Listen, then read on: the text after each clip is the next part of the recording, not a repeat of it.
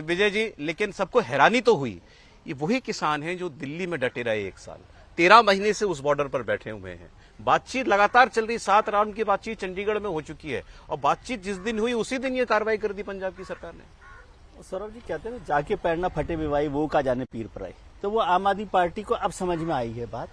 आम आदमी पार्टी तो पूरे किसान आंदोलन की होस्ट रही है एक तरह से, मोटे तौर पर। बिल्कुल, दिल्ली में सरकार थी, दिल्ली में जब सरकार थी उनकी, दिल्ली में वो लगे हुए थे और उसके साथ कार्रवाई हो रही थी। इसलिए कांग्रेस जो आपने जो पूरी पटकथा इसकी लिखी है वो ऑलमोस्ट ठीक ही है, मतलब बाकी तो सच क्या है क्या नहीं है, लेकिन ऐसी चर्चाएं वहां पर चल रही है कि अरविंद जी को राज्यसभा जाना है, राज्यसभा सांसद को विधायक बनना है, और इस सब में कुछ गड़बड़ हो गई तो ये होगा। और लुधियाना सबसे बड़ा हब है, एक तो वैसे ही वहां पर बड़ी मुश्किल क्या हो रही है कि वहां पर कॉटन का काम और वूलन का काम होता है। गर्मियां देश में बढ़ रही है तो वहां पूरी इंडस्ट्री ने पूरा का पूरा वो बदल दिया है।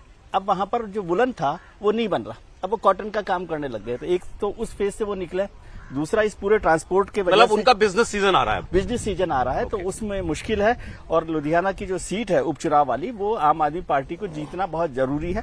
और इंटरेस्टिंग बात यह भी है कि भगवंत मान और अरविंद केजरीवाल साहब की एक लंबी मीटिंग इससे पहले हुई है परसों, जिसमें लंबी बातचीत हुई, तो उसी पर शायद उन्होंने ग्रीन सिग्नल दिया होगा।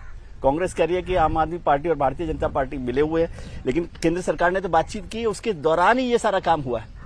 और अब एक अच्छी बात मुझे लगी कि शिवराज जी का आपने जिक्र किया था कि उन्होंने अपने बेटे के रिसेप्शन के बाद एक और अनाउंसमेंट किया कि भाई अब मैं ये गृहस्थ आश्रम त्याग रहा हूं, वानप्रस्थ आश्रम में जा रहा हूं और अब मैं किसानों की सेवा करूंगा।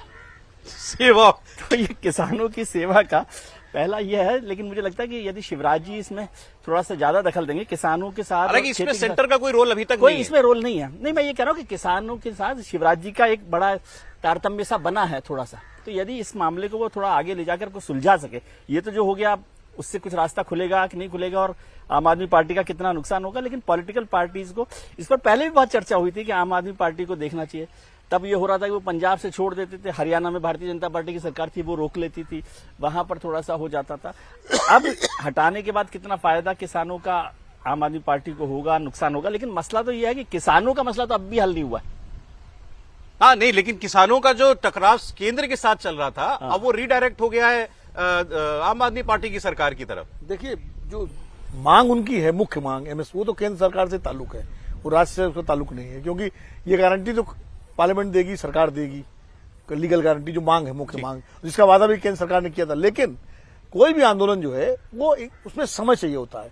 1920 में असहयोग आंदोलन किया था गांधी जी ने, उसके 20 साल बाद आंदोलन हुआ भारत छोड़ो आंदोलन, बड़ा आंदोलन।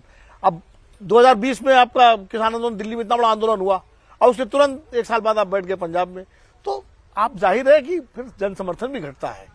तो किसानों के साथ यही हुआ, पंजाब के किसानों के साथ, कि इतना लंबे समय से वो 1-1.5 साल से बैठे हुए थे कि जो जन समर्थन को मिलना चाहिए वो लगभग शून्य हो गया था, नाराजगी हो रही थी। तो और आंदोलन को अगर जन समर्थन उसका चला जाता है तो सरकारों के लिए आसान होता है उस आंदोलन से निपटना। समीर जी, लेकिन जो कांग्रेस आरोप लगा रही है कि ये तो अमित शाह जी के साथ मिलकर, मतलब दिल्ली के होम मिनिस्ट्री के साथ मिलकर ये कार्रवाई की गई है, मतलब बेसिकली कि मतलब किसानों को दोनों सरकारों ने मिलकर घेरा। ऑल्दो मैं फिर कह रहा हूं कि इसमें केंद्र सरकार का एपरेंट कोई रोल नहीं दिखाई देता, सारी कार्रवाई पंजाब की पुलिस ने की। चंडीगढ़ की मीटिंग के बाद जब वो किसान नेता पंजाब में एंटर कर गए तब पंजाब की पुलिस ने उनको पकड़ा था।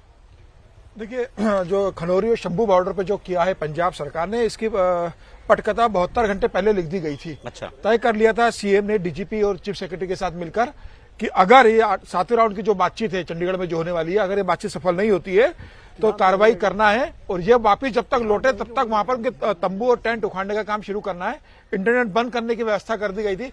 सरकार की पहले से प्लानिंग थी कि इस बार अगर बातचीत सफल नहीं होती है तो दोनों बॉर्डर खाली करवाना है।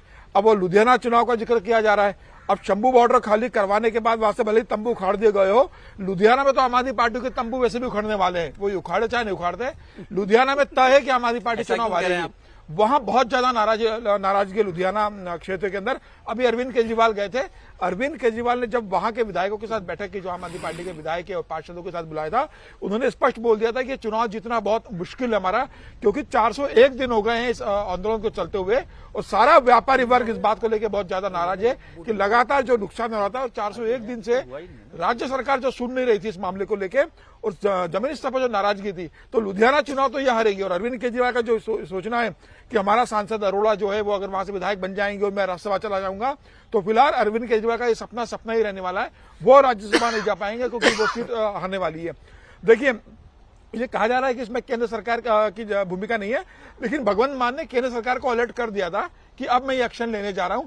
हरियाणा सरकार को भी ये बता दिया गया था और अलर्ट पे रखा गया था कि अगर बड़ा बवाल होगा तो केंद्र सरकार और हरियाणा सरकार की पुलिस उनको मदद करेगी, ये तय था। हालांकि 3600 जवान भगवंत मान ने वहां पर लगा, 4 बड़े पुलिस अधिकारियों की ड्यूटी लगा दी थी, और जिस तरीके से 401 दिन का जो मूवमेंट था उसको सिर्फ 4 घंटे के अंदर पंजाब पुलिस ने उखाड़ दिया। तो मुझे लग रहा है कि आपको 401 दिन क्यों इंतजार करना पड़ा? ये सबसे बड़ा आप सवाल 401 दिन इंतजार करते रहे और आप जाके उखाड़ रहे हो। ये काम तो आपको बहुत पहले करना था। आप दिल्ली चुनाव हार गए, जब आपको लगा कि आप लुधियाना चुनाव हारोगे, आपको लगा कि आने वाले विधानसभा चुनाव आप हारोगे, और जब आपको लगा कि पंजाब के किसान किसी भी बात में मानने को तैयार नहीं, 8-7 राउंड की बैठक हो रही है, मुझे याद आ रहा है सरकार से बात करना चाहते ही जब नहीं है। सुप्रीम कोर्ट इस पूरे मामले में आया और सुप्रीम कोर्ट कहता था कि ये आप अनशन ना कीजिए डल्लेवाल साहब से, तो उस वक्त ये कहा जाता था पंजाब पुलिस की तरफ से कि अगर हम वहां जोर जबरदस्ती करेंगे, अगर जबरदस्ती उनको उठाकर के अस्पताल लाएंगे तो खून खराबा हो जाएगा।